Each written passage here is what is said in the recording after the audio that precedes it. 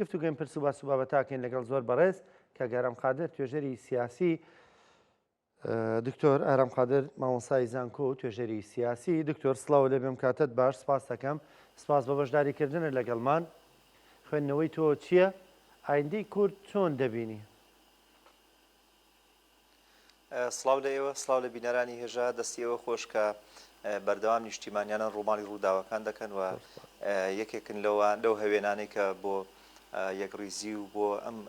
پرۆژانەی کورد لە ناوچەکەدا هەڵوێستەکان لە باری میدیاییدا دەگەێنن. ڕاستیدا دۆخی ڕۆژهەڵاتی ناوەڕاست بەگشتی لە ئاڵۆزیدایە، لە گۆڕانکاریدایە،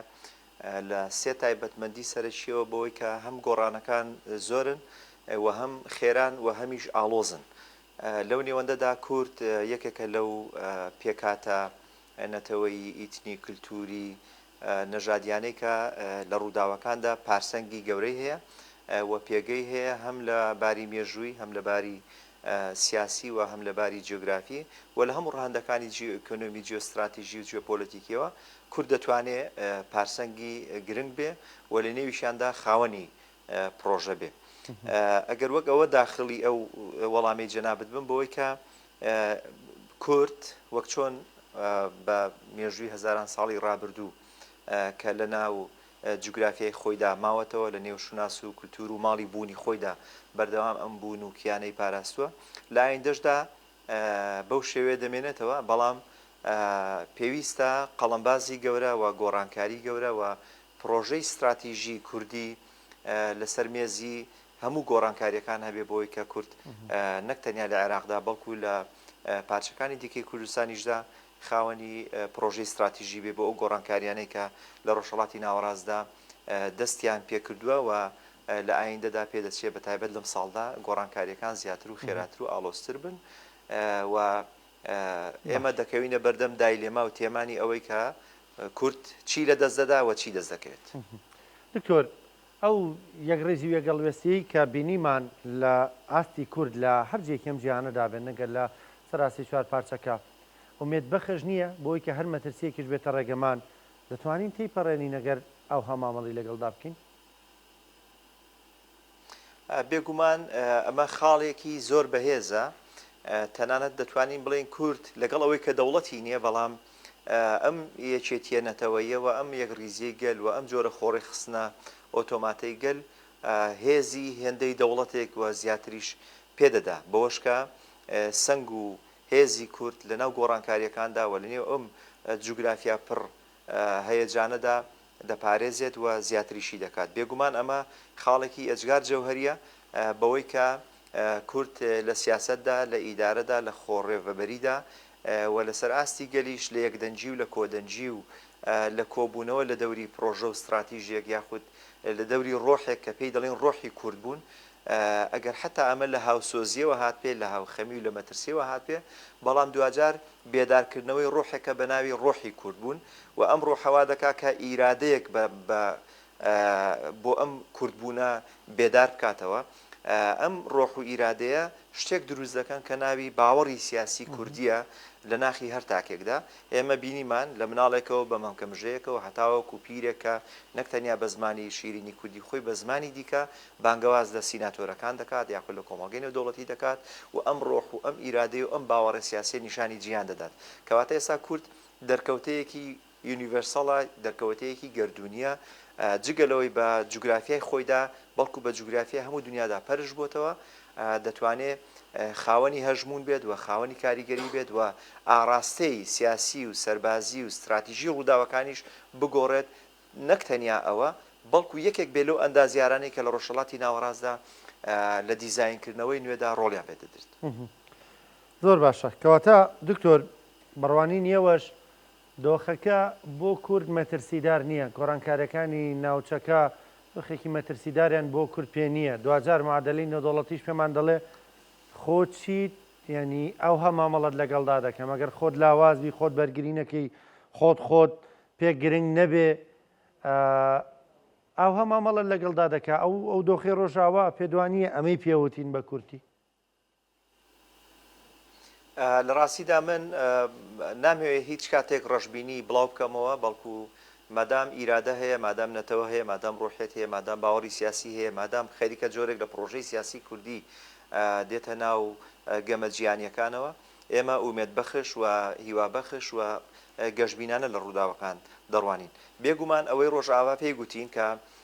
پرسی ئازادی، پرسی سربەخۆیی نە ئەوەیە کە بدرێ نە ئەوەشەکە بسەندرێ، بەڵکو ئەوەیە کە تۆ تحقیقی بکەی، بەدی بهێنی و بۆ خۆت بتانی ئەوە تحقیق بکەی، واتە ئەو پۆتێنشیاڵ و ئەو ئیمکانەتە لە خۆتدا هەبێ بۆی کە ئەم ئامانجە سیاسیە نیشتیمانیە یاخود نەتەوەیە یاخود لەو پرۆژەکەدا هەچۆنێک ڕەنگڕێژت کردووە بۆ خۆت بەدی بهێنی. ئەمە لەلایە کە پێوەستە بەناوخۆی کوردەوە، لەلایەکی دیکە لە ڕووی هەژمونی دەرەچیەوە دەبینین کە گۆڕانکاریەکانی ڕۆژهەڵاتی ناوەڕاست وای کردووە ڕۆژهەڵاتی ناوەڕاست بەگشتی بۆ خۆی لاواز ببێ، دەوڵەت نەتەوەکانی لاواز ببن و ئەم نەخۆشیانی لە ناو دەوڵەت نەتەوەکاندا هەیە وای کردووە کە خودی دەوڵەتەکان لاواز ببن کە کوشندەترین نەخۆشی ناو ئەم دەوڵەت نەتەوانش بە پلەی یەکەم بریتی بۆ لە ستەمکاری لە داگیرکاری لە سەرکوتکردنی کورد وەکو چوارەم نەتەوەی هەرە گەورە لە ڕۆژهەڵاتی ناوەڕاست دەنێ و زیاد لە نزیکەی 9 ملیار کەس لە ڕۆژهەڵاتی ناوەڕاست. ئەمە پێی گوتین کە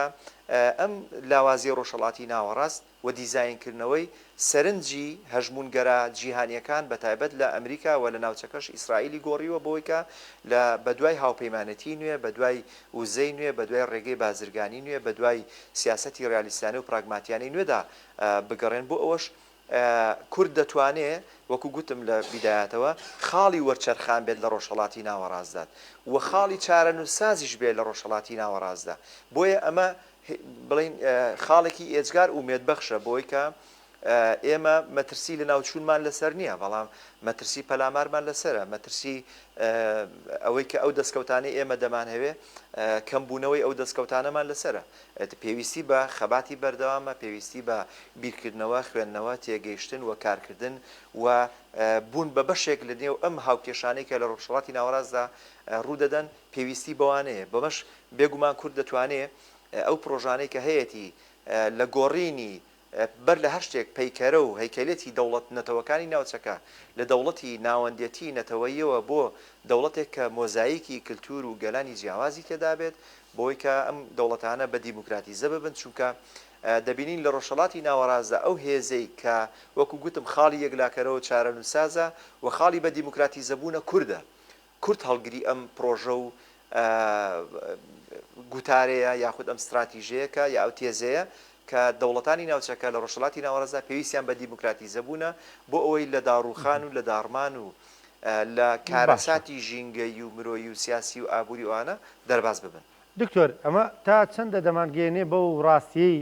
کە شتێک نییە بە ناویەوەی کە دەوترا کێشەی کورد لە ڕۆژهەڵاتی ناوەڕاستیا لە جیهاندا ئاسان بۆ خۆی ئێستا شتێک نییە بە ناوی کێشەی کورد، بەڵکو ئەکرێ بڵین کورد وەکو بەشێک لە چارەسەر بۆ ئاشتی لە ناوچەکەیە. ئەمە دەستخۆش پرسیارێکی ئەجگار لۆژیکی و بەجێیە بۆ ڕاستکردنەوە. بێگومان کێشەکە کورد نییە، ئەوانن کە کوردیان کردو بە کێشە.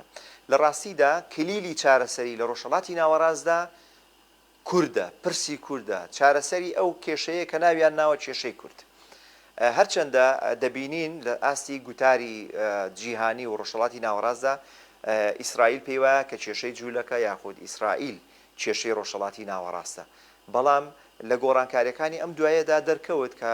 ئەوەی کە گرنگە بە جوگرافیای فراوان، بە مێژوو، بە دابشکاری، بە سەرکوتکردن، بە ڕووخاندنی زۆر دەسەڵاتدارێتی کوردەکان کە بەم شێوەیە مامەڵیان لەگەڵ کراوە کێشەیەک لە ڕۆژهەڵاتی ناوەڕاست دروست بووە کە چارەسەریەکە ئەوانن. هەتاوەکو پرسی کورد چارەسەر نەبێ وەگەوەی کە دەگوترێ کلیلی چارەسەری کێشەکانی ڕۆژهەڵاتی ناوەڕاست کووردە بێگومان کێشەی دەوڵەتەکان و کێشەی بەهێزبوونەوەی ڕۆژهەڵاتی ناوەڕاست و جۆرێک لە دروستبوونی یەکێتی دەوڵەتانی ڕۆژهەڵاتی ناوەڕاست بەدینایە، چونکە بە درێژایی ئەم ساڵە مێژوویانەوە ئەم جوگرافیا پڕ گۆڕانکاری و پڕشەڕانە ئەو جوگرافیایی کە هی کورد بووە کورد ویستویەتی ئاشتی بکە، پرۆژە و پارادایمی نوێ پێشکەش بە دەوڵەتان بکە، ئەسەن دەوڵەتانیش لەگەڵ یەکتری شەڕ نەکەن چ جاوەی لەگەڵ کورد شەڕ بکەن. کەواتە بێگومان هەوێنی چارەسەری و هەوێنی ئاشتی و برایەتی گەلان و دیموکراتی و پێکەوە ژیانی کۆمەڵگەی دیموکرات پرۆژەیەکی زۆر کوردیانەیە، بەڵام ئەم پرۆژە کوردیانە بۆ باتەنیا وەکو میکانیزمێکی بەرگری فرۆیدیانە بۆ کورسەی نەکەین. بەڵکو وەکو پرۆژەیەکی واقعی سیاسی بۆ ڕۆژهەڵاتی ناوەڕاست و هەموو جیانی سەیری بکەین کە کورد ڕازگۆیە لەگە پرۆژەکانی و ئەم نمونەیە نیشاندراوە لە هەرێمی کوردستان دەبینین کە بڵێ دکتۆر ئەوەی کە بەڕێزت دەڵێ ئەم پرۆژەیە پرۆژەی بە دیموکراسی بوونی ناوچەکە پرۆژی برایەتی گەلان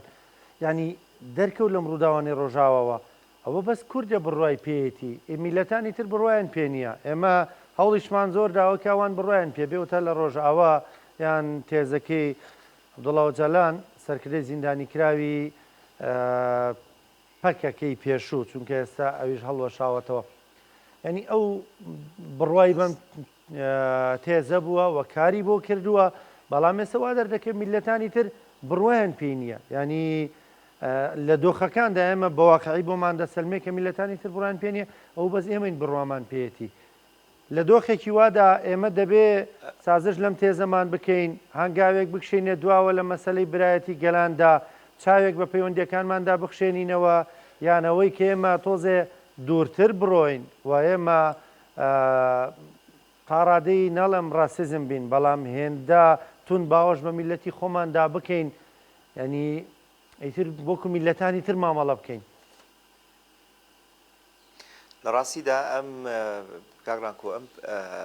وروژاندنە یاخود لێدان لە چەمچی برایەتی خوشکایەتی گەلان لێدانێکی ئامانزدارەوە جۆرێکە لە شەڕی دەستگا مخابراتیەکان و شەڕی تایبەت بەرامبەر بە پلەیەکەم بەرامبەر بەگەلی کورد و بەو گەلانەی یاخود بەو گروپە ئیتنی و نەژادی و مەسەبی و ئاینیانەی کە باوەڕیان بەم پرۆژەیە هەیە بۆ پێکەوە ژیان لە ڕاستیدا من نەک لەگەڵ ئەوە نیم کە دەستبەرداری ئەم پرۆژەیە ببین بەڵکو لەگەڵ ئەوەدام کە ئێمە تێگەیشتنی قوڵتر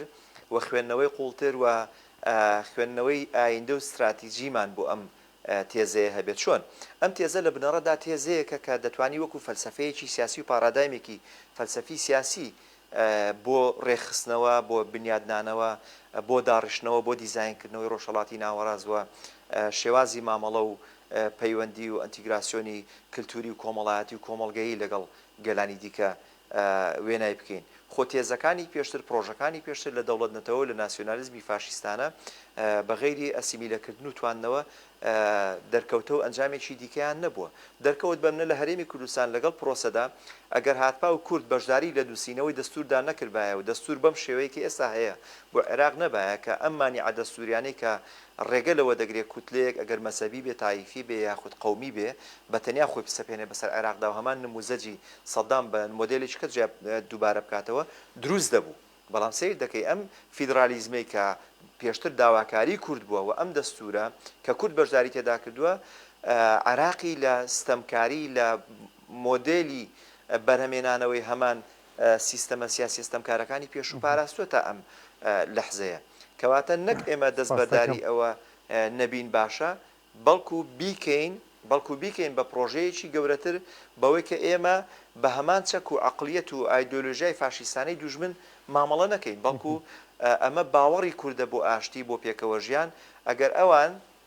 ناچاریشمان بکەن پاشەکشە لەو پرۆژەیە بکەین ئێمە دەستبەرداری باوەڕە سیاسیە نەتەوەیە کللتوریەکانمان نابین سپاس دەکەم زۆر بەڕێز دکتۆر یارم قادر مامۆستای زانکۆ توێژەری سیاسی سپاس بۆ بەشداریکردن لەگەڵمان سپاس بۆ خوێندنەوە شیکاریەکانت بۆ دۆخی کورد لە ناوچەکە زۆر سپاس دەکەم